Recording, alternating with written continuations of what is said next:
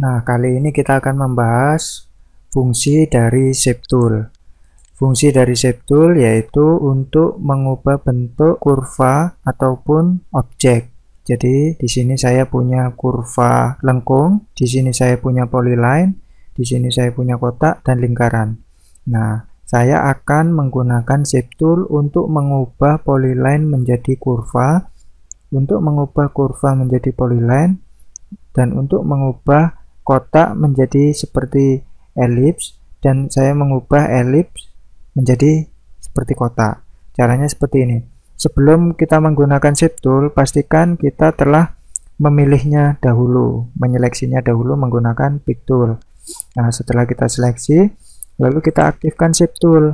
Nah, di sini kita bisa seret untuk mengubah bentuk dari polyline ini. Nah, lalu bagaimana agar melengkung seperti garis kurva yang sebelah kanannya? Nah, untuk menciptakan kelengkungan, maka kita pilih dua node ini.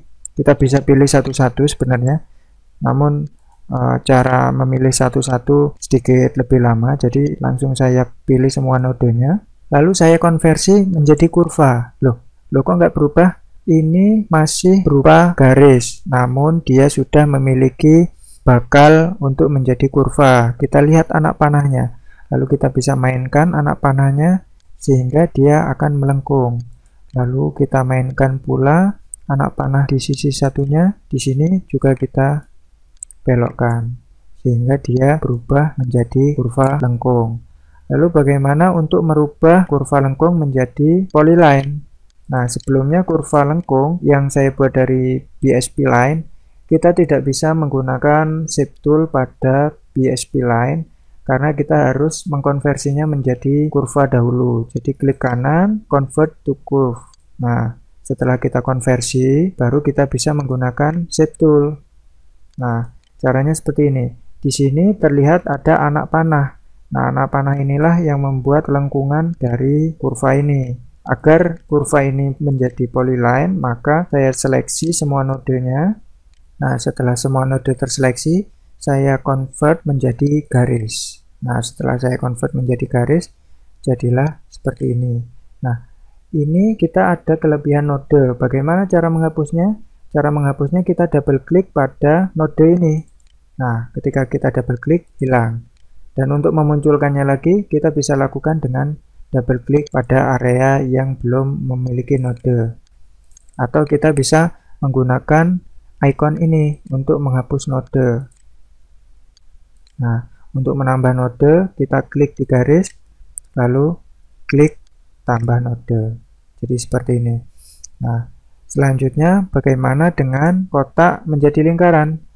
Ini hampir sama seperti kurva tadi, dengan cara klik kanan, lalu saya konversi menjadi kurva. Nah, setelah saya konversi menjadi kurva, saya aktifkan Shape Tool.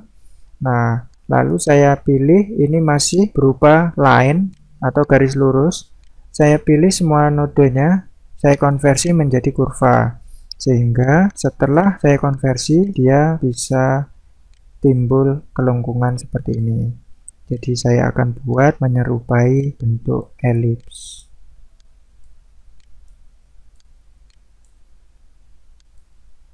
Nah, seperti ini. Lalu bagaimana dengan elips?